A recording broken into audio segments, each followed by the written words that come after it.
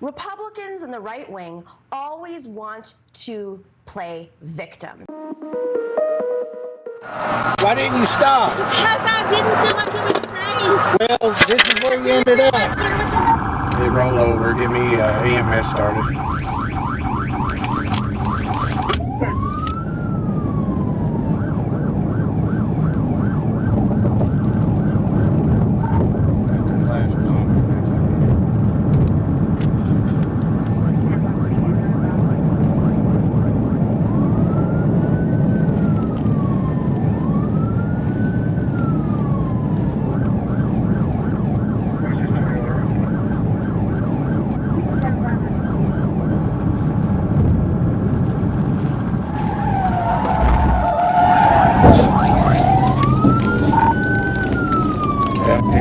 Inside wall. Hey, roll over. Get me EMS started. Can you get out? Come on out. Come out this way, right here. Come out this way. Can you come out? Yeah. Hold on a minute. Can you get out your passenger door? Here, I'm gonna move this. Watch your head. Why didn't you stop? Because I didn't feel like it was safe. Well, this is where you ended up.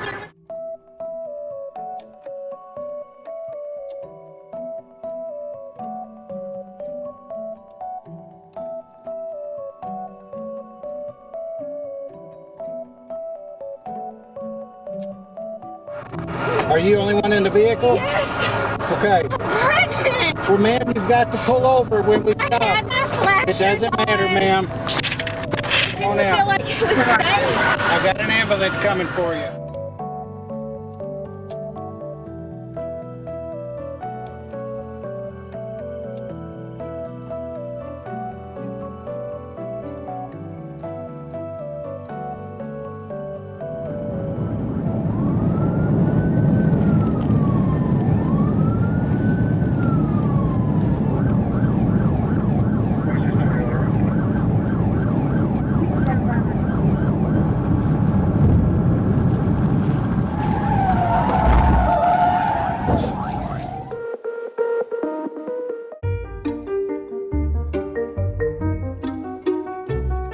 So I just found out something when I was on lunch, and I wanted to show it to you. We were talking about Dr. Tenpenny's testimony about magnetic vaccine crystals. So this is what I found out. So I have a key and a bobby pin here.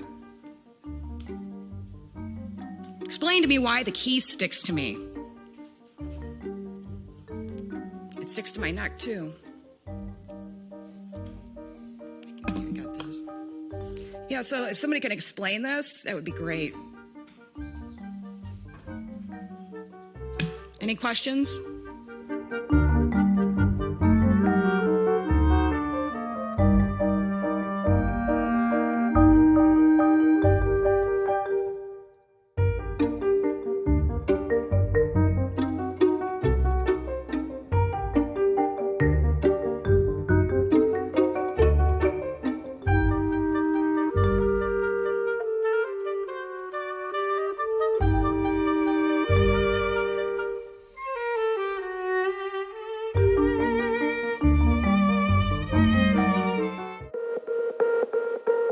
It leads to violence and permanent division. We're seeing it now.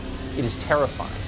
This is an enormous problem, and I think we have to fight this. It is obviously, aggressively, flamboyantly racist. It will destroy opportunities for our children. This is literally going to destroy this country. We are going to fracture. We're going to have ethnic strife.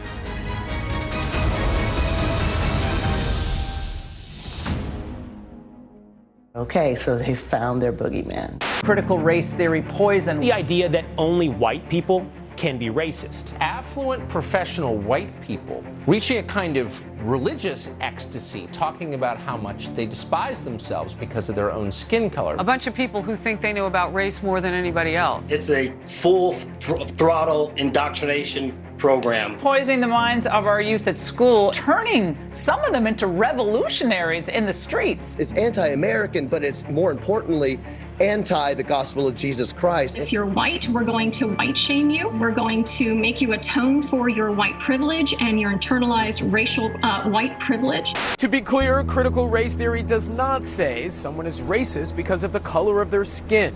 And it does not say anyone should be ashamed of themselves because of the color of their skin. It is literally just a way of understanding the mechanics of racial inequality and how the law might be imagined to address them. To this day, there are companies that exist that were built off the backs of slaves. There's red zoning in this country. The Declaration of Independence says all men are created equal. A critical race theorist would note that slavery persisted for almost 100 years after those words were written. In short, critical race theory is an approach based on the idea that the history of white supremacy still has a very real and lasting impact on our society and institutions today.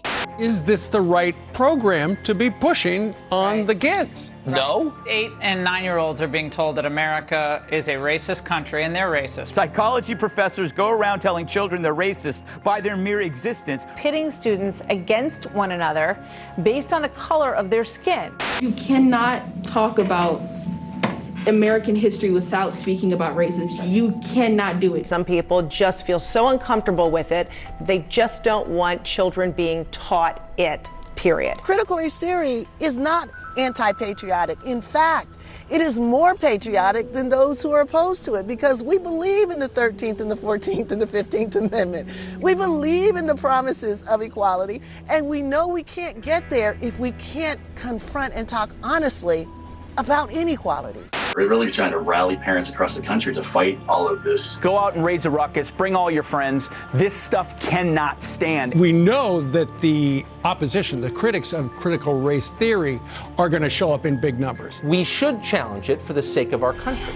This is a kind of conventional right-wing approach where they create a moral panic around an issue that actually doesn't really exist. They sort of make up a problem and then drum up a lot of anxiety and a moral panic around it. Fox and the folks who are trying to demonize critical race theory are just, fear-mongering and really feeding into the big lie. It's all a part of the big lie. I think this is the sort of post-Trump era way of inciting anxiety, fear, and actually trying to sort of elicit a hostility towards the progress that I think we've begun to make in just the last couple of months. That's what this move is really about. It's really not about a theory.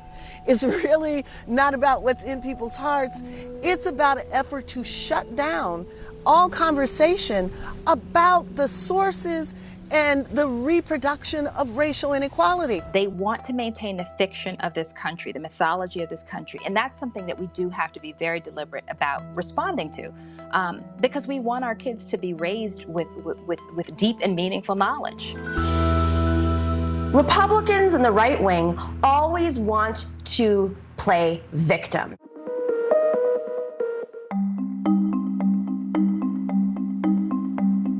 Not many Democrats who are looking at this going, this is a great 2024 candidate. Well, that's I was just going to say that, because wasn't she supposed to be? Yeah. She's supposed to be groomed for this. Biden was the placeholder. Yeah. Well, this is what happens when you choose your vice president based on gender and skin color rather than actual talent.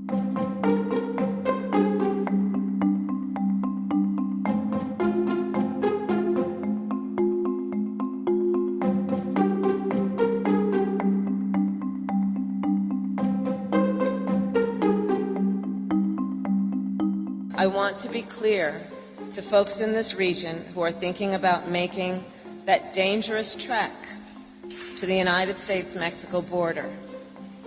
Do not come. Do not come.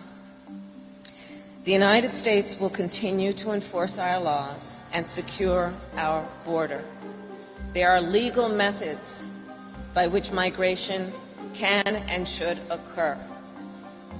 But we, as one of our priorities, will discourage illegal migration. And I believe if you come to our border, you will be turned back.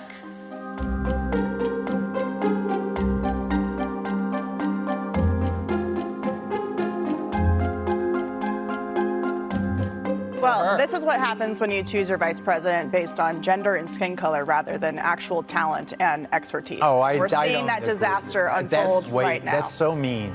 Oh, it's She mean. was It's Attorney actually General of true. the state of California. She was a United States Senator. You can't demean her just because she. Well, there's a reason why she got 0 votes and had to drop out of the race before they even started taking votes.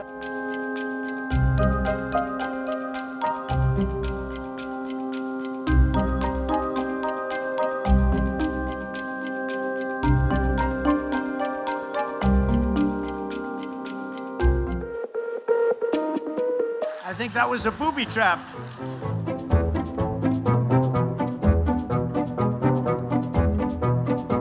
Now, when I made the best speech I've ever made, they said was at West Point. And it was pouring, and I had a ramp that was an ice skating rink, and I said to the general, I said, General, I may have to grab you, because the last thing I'm doing is going down. So I walked gingerly down. That was on every newscast in the world, and I never went down either. I never went on my I'll tell you. I wasn't gonna fall.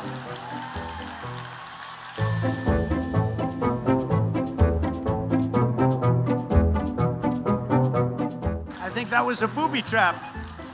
I'll never forget that ramp. That was like a sheet of ice. It was cold, rainy, and that ramp was long and steep.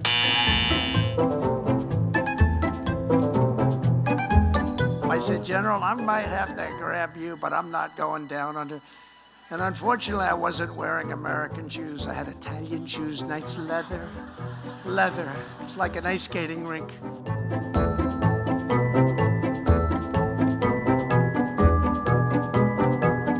This was a steel ramp. It had no handrail. It was like an ice skating rink. And I said, General, I have a problem. And he didn't understand that at first. I said, there's no way. You understood? I just saluted almost 600 times. I just made a big speech. I sat for other speeches. I'm being baked. I'm being baked like a cake. I said, General, there's no way I can make it down that ramp without falling on my ass, General. And then we finally reached almost the end. And the fake news, the most dishonest human beings, they cut it off. You know why? Because when I was 10 feet short, I said, General, I'm sorry, and I ran down the rest, right? I look very handsome.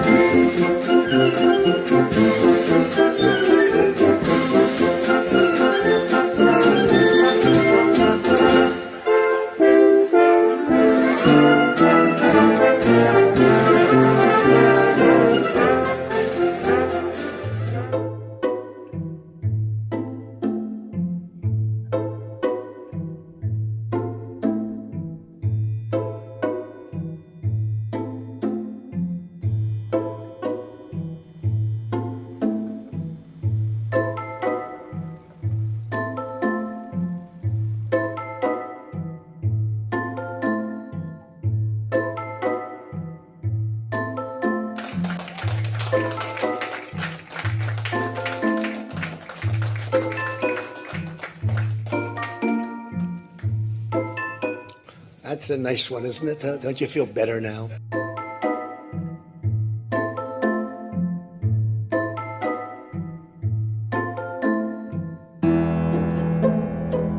I'm a very stable genius.